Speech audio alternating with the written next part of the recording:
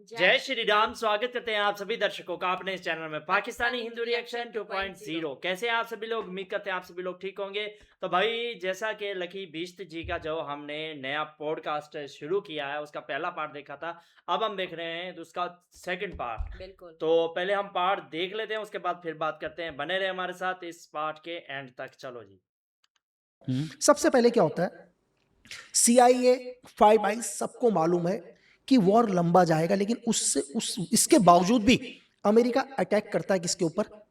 Iran के Iran ऊपर पे, ठीक है। अटैक करता है। अमेरिका को पता है कि अगर मैं ईरान के ऊपर अटैक करूंगा तो यहां से यूक्रेन को उतना सपोर्ट नहीं मिल पाएगा जितना मिल रहा है। ठीक है। यार अमेरिका एक जगह ताकत लगाएगा ना सर, कहीं ना कहीं ताकत तो डिवाइड होगी। हाँ जी। तो अमेरिका को यह भी पता है कि क्या है, यूक्रेन से मेरी ताकत हटेगी तो रशिया धीरे धीरे यूक्रेन को कवर करेगा। इसके बावजूद भी अमेरिका ने हमला किया इसके बाद। हाँ। लेकिन मैं आपको यह बताऊं कि इस हमले को करने से पहले अमेरिका ने वेनेजुएला को अपने कंट्रोल में लिया, पूरे वेनेजुएला को कंट्रोल में लिया।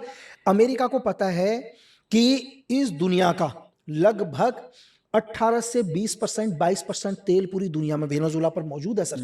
वेनेजुएला के ऊपर उनके पास इतना तेल है। मैं वेनेजुएला के पास नहीं बोलूंगा वो तेल, वो किसके पास है? अमेरिका के पास है। ठीक है। आपको पता है हमारा हिंदुस्तान लगभग 147 करोड़ का देश, अगर हम उस तेल को यूज करें तो हम 168 साल तक हमारा तेल खत्म नहीं होगा सर। ये वेनेजुएला आज यूएस के पास जो तेल है, अब यूएस को पता है, वेनेजुएला को कंट्रोल में ले लिया।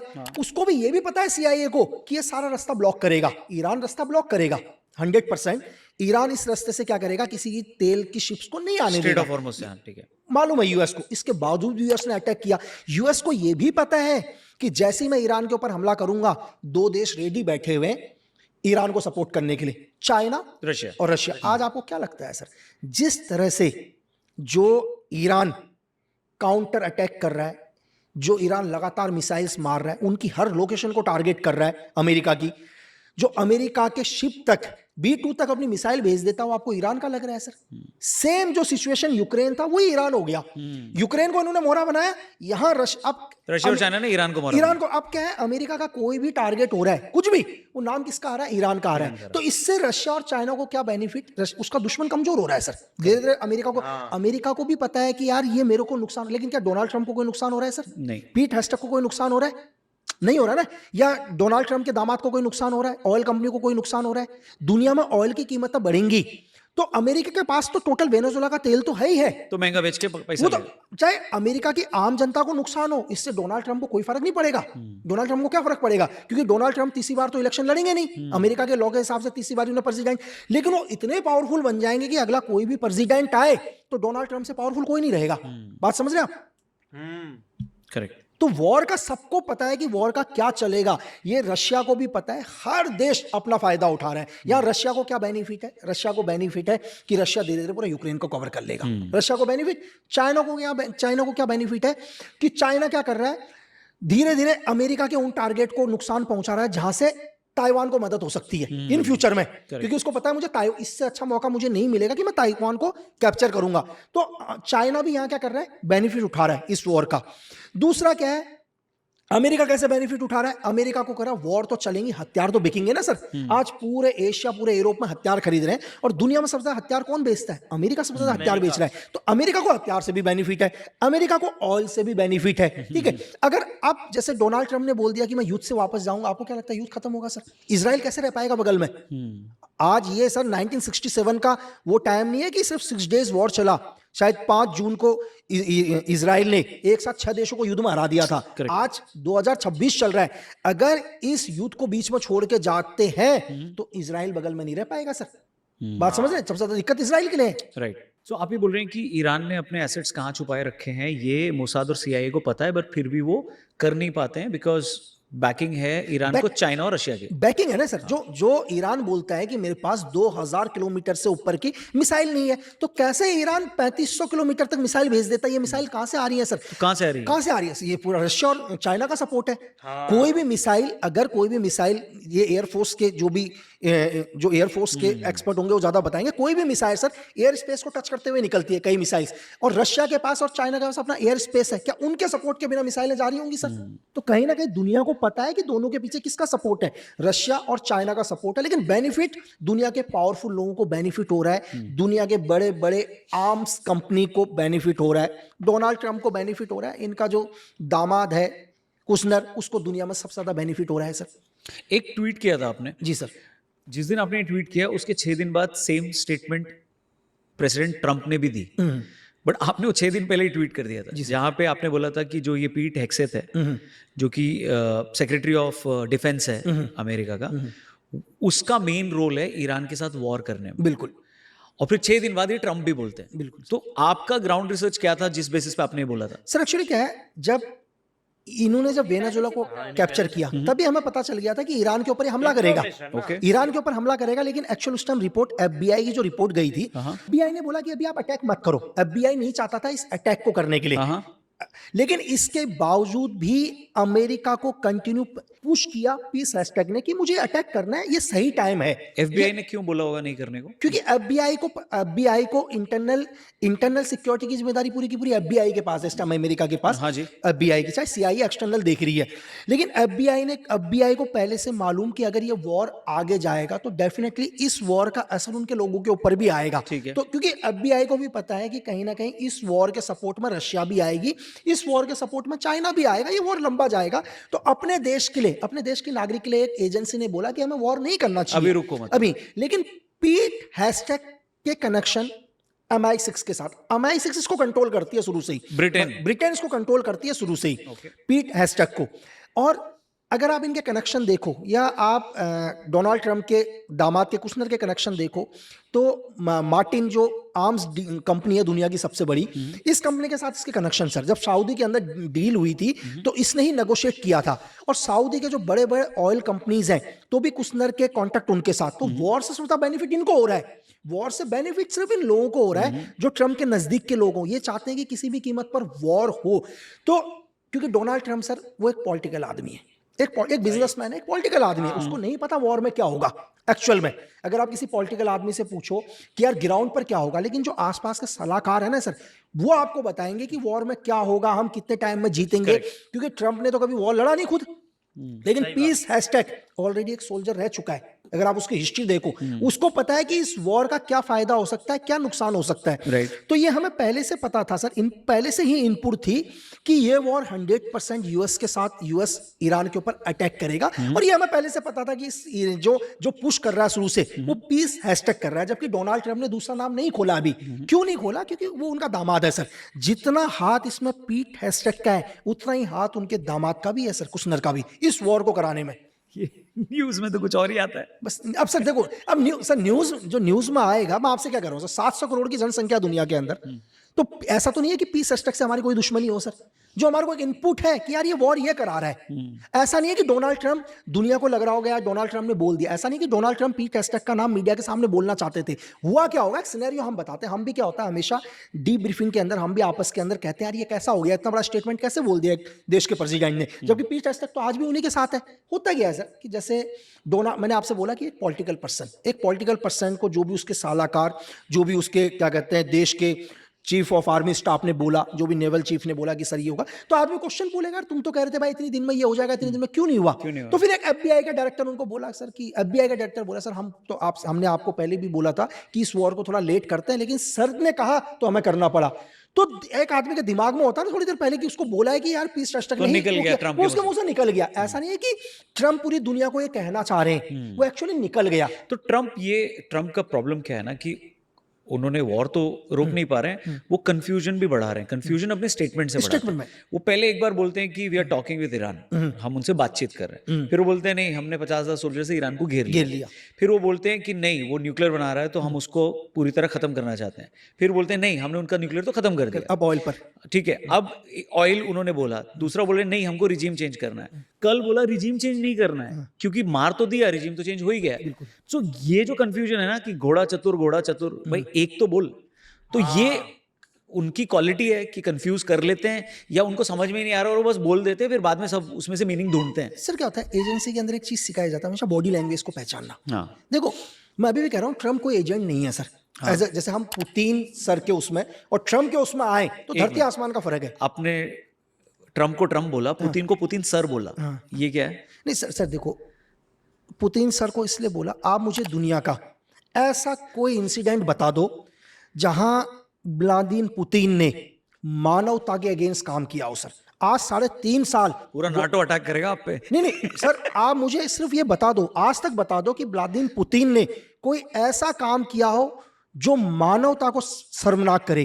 आज ये वॉर 3.5 साल हो चुका है, 3.5 साल के अंदर भी व्लादिमीर पुतिन को पता है कि पूरा नाटो उसके अगेंस्ट वॉर लड़ रहा है, तब भी वो वॉर लड़ रहे हैं। ऐसा नहीं है कि रशिया के पास न्यूक्लियर हथियारों की कमी है सर, है ना, लेकिन क्या रशिया ने किसी न्यूक्लियर थ्रेट की धमकी दी? मैं आपको ये बताऊं, शायद मैं आज यहाँ उनके आया हूं, वॉर से, उनके अटैक से इनोसेंट लोग भी तो मर रहे हैं ना। लेकिन डोनाल्ड तो मानवता का तो किया है ना पुतिन ने, ऐसा तो नहीं बोल सकते आप। नहीं सर, अगर आप वापस यूक्रेन की हिस्ट्री में जाओ सर, आप यूक्रेन की ग्राउंड हिस्ट्री पर जाओ। अगर यूक्रेन की ग्राउंड हिस्ट्री पर जाओगे तो यूक्रेन के अंदर जितने लोग मरे हैं ना सर, जितने लोग मरे हैं उसमें से आधे से ज्यादा खुद यूक्रेन आर्मी और ब्रिटिश आर्मी ने मारे हैं। या आप ग्राउंड रिपोर्ट चेक करो सर। ठीक है, मतलब कि ब्रिटिश आर्मी और यूक्रेन आर्मी ने अपने ही लोगों को मारा, और नाम किसका लगाया? रशिया का नाम लगाया। आपको पता है कि जब यूक्रेन के अंदर वोटिंग हुई थी तो 98% लोगों ने वोट दिया था सर व्लादिमीर पुतिन के साथ कि हमें इनके साथ जाने हैं। आपको पता है यूक्रेन के अंदर क्या किया? यूक्रेन के अंदर रशियन भाषा में बैन लगा दी कि जो रशियन भाषा बोलेगा उसको शूट आउट कर दो करके। अगर कभी यूएसएसआर जब अलग हुआ तो रशिया एक अलग हुआ, तो कभी भी पड़ोसी देश क्या होते हैं, भाषा एक होते हैं। जैसे अगर सपोज करो हमारे आप जेएन के बॉर्डर में चले जाओ, आप जैसलमेर में चले जाओ, तो क्या होगा, जो उधर की साइड में जो रह रहे हैं उनकी और बॉर्डर के लोगों की भाषा एक मिलेगी, एक ही होगी। लेकिन यूक्रेन ने ये बोला कि अगर जो रशियन लैंग्वेज बोल रहे हैं इनको शूट आउट करो सर। तो इसके लिए ग्राउंड पर लोगों को जाना पड़ेगा। ग्राउंड पर आप मीडिया के ऊपर मत जाओ। आप लोग मीडिया को देखते हैं कि मीडिया ने क्या बोला करके।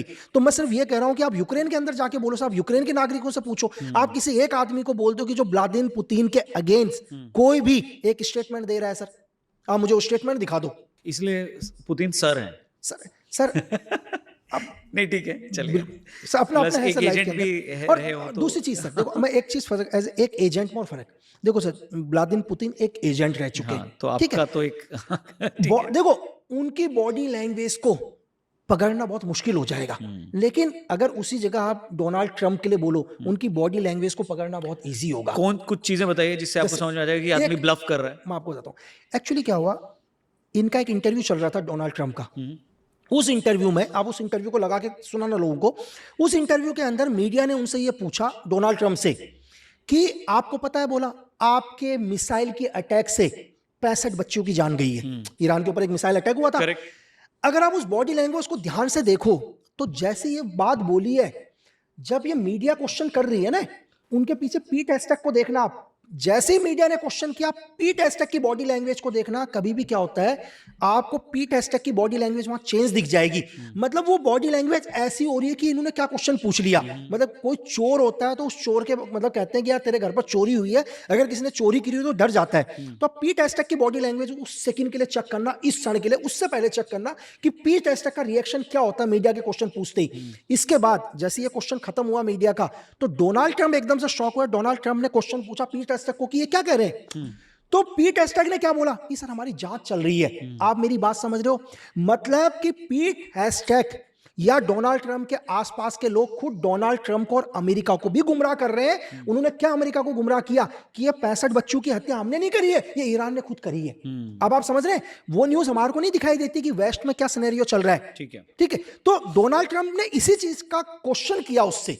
तो इस चीज को आप समझने की कोशिश करोगे तो आपको बहुत चीजें समझ में आएंगी सर। आपकी सबसे वर्ल्ड मीडिया को कौन मैनेज करता है कि पूरे वर्ल्ड में और पूरे वर्ल्ड की मीडिया में कौन सा नैरेटिव जाना है, इसको मेजरली कौन मैनेज करता है?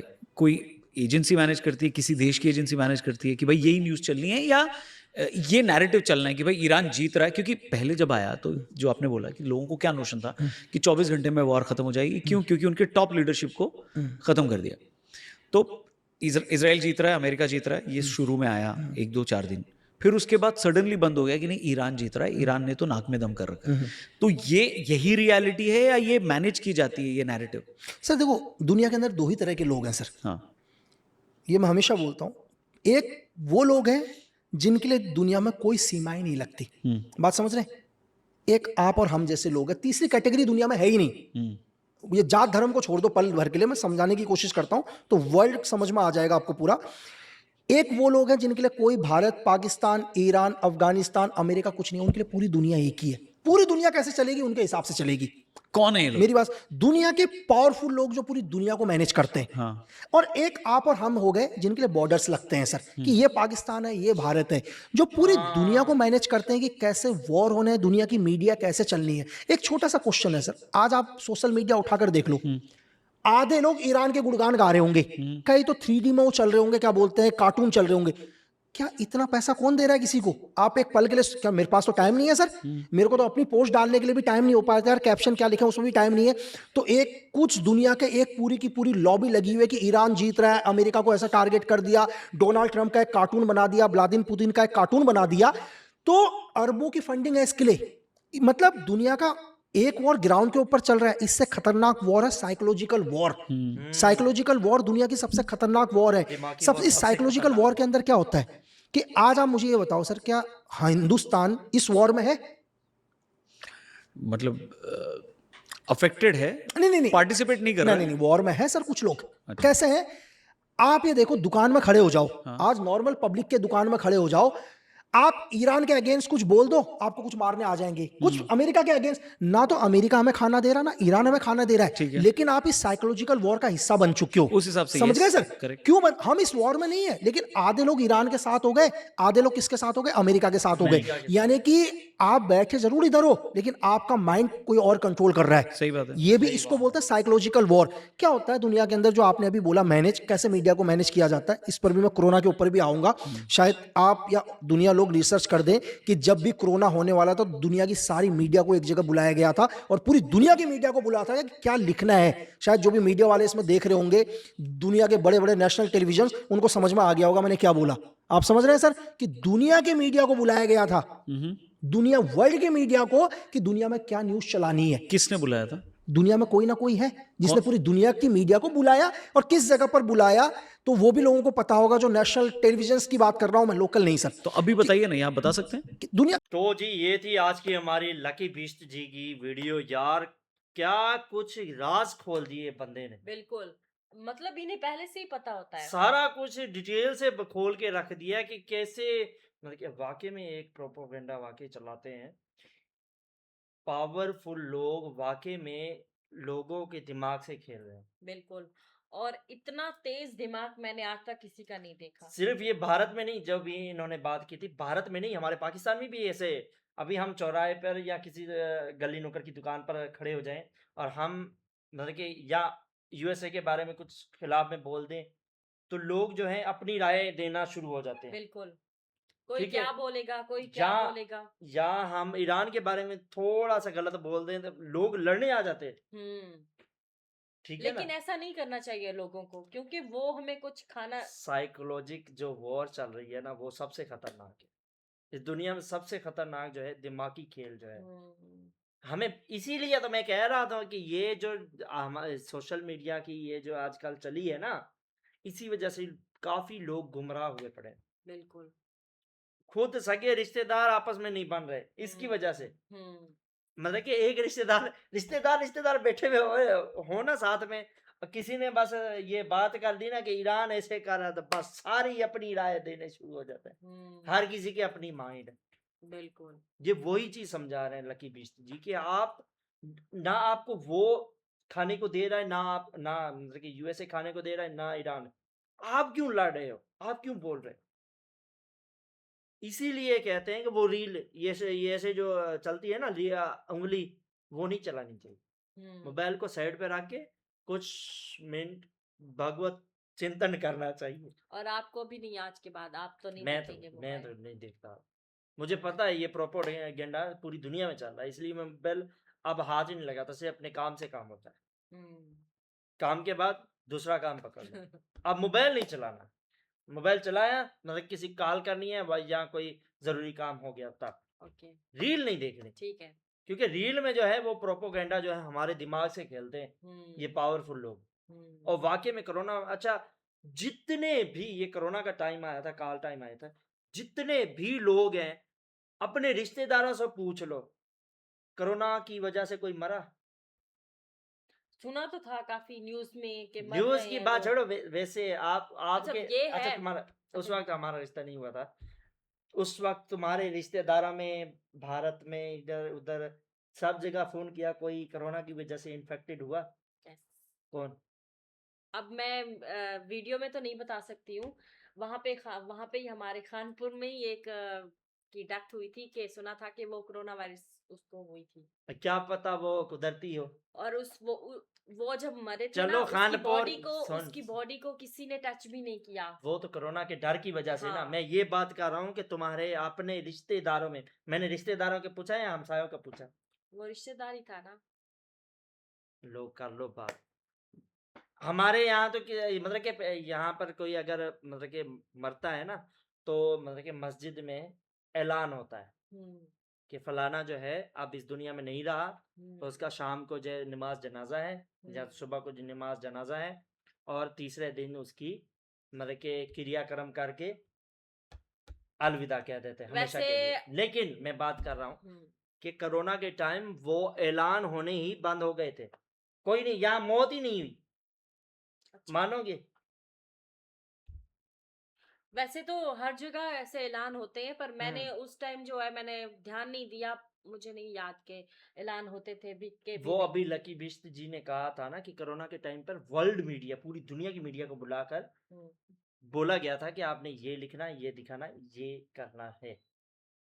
तो आपने अभी क्या सुना? काफी अफवाहें सुनी थी, कोई हाँ, क्या कह रहा वही था, चीज कोई क्या कह रहा मैं था वही चीज कह रहा कि हूँ। जो मर रहे हैं उनकी डेथ बॉडी को लेकर जाके वो दिखा जंगलों में जो लोग रहते हैं उसको दे देंगे बॉडी को। किसको?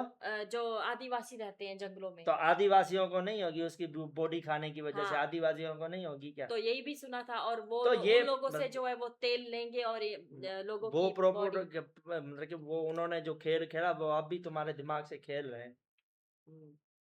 वैसे तो हर आम वो दिन लोग देख, मरते हैं मैंने हॉस्पिटल्स मैंने में। भी न्यूज देखी, सारा कुछ देखा, मैं तो अब असली न्यूज देखता नहीं, सारा कुछ झूठ ही है। अच्छा मेरी बात ठीक तो है। सुनो। वैसे तो आम दिनों में हर रोज कई लोग मरते हैं, हॉस्पिटल में तो कुछ ज्यादा ही मरते हैं। हाँ, लेकिन जब कोरोना वायरस हुई थी तो ये बात जो है वो ज्यादा लोग फैला रहे थे, कि मतलब न्यूज में दिखाते थे कि उस हॉस्पिटल में इतने लोग मरे हैं, उस हॉस्पिटल में इतने लोग, तो वो नाम क्या मैंने दे रहे आपसे थे? न्यूज का नहीं पूछा, कोरोना वायरस का नाम दे रहे थे। मैंने आपसे पूछा कि आपकी आंखों के सामने आपने किसी को फोन करके पूछा, आपके सामने आपका रिश्तेदार कोई इन्फेक्टेड हुआ? नहीं। तो फिर आप न्यूज के बलबूते आप बोले जा रहे हो। मैंने आपको न्यूज न्यूज का पूछा ही नहीं।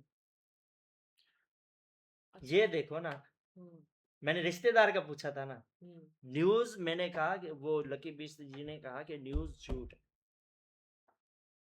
उनको जो अब मतलब ये कि तो सच नहीं है। पावरफुल लोग जो कहते हैं वो वही करते हैं। अब ये तो सच नहीं है कि सरासर मतलब न्यूज गलत ही है।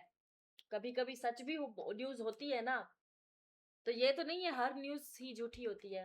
हम्म। पर न्यूज को दिखाने का तरीका वो तो उनका होता है ना। हम्म।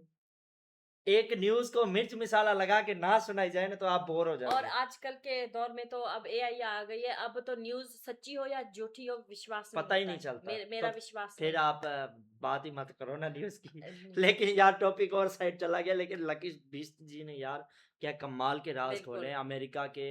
अमेरिका ने देखो कितनी चाले, अमेरिका नहीं, डोनाल्ड ट्रंप ने, उसने अपने रिश्तेदारों का अपना फायदा सोचा। पहले वेनेजुएला का सारा तेल सारा कुछ अपने कंट्रोल में किया, फिर जाके जंग करी, ताकि जंग के दौरान भी उसी का ही फायदा होता रहे। अच्छा ट्रम्प में अकल है पता नहीं, नहीं है मुझे नहीं पता। देखने से मुझे ऐसे लगता है ये दूसरों के बलबूते ही चलता है। खुद दूसरों के में दिमाग बलबूते नहीं है। चलता तो इतना बड़ा लीडर होता है। देखने से ऐसे लगता है। देखने में नहीं, अक्ल की होनी चाहिए। वो कह तो रहा है कि कोई भी इस दुनिया में कोई भी बेवकूफ नहीं होता, हर किसी के पास अपनी समझ होती है। पर वो दिखाना, हाथी के दांत दिखाने के और खाने के और होते हैं, तो उस हिसाब से सोचना चाहिए।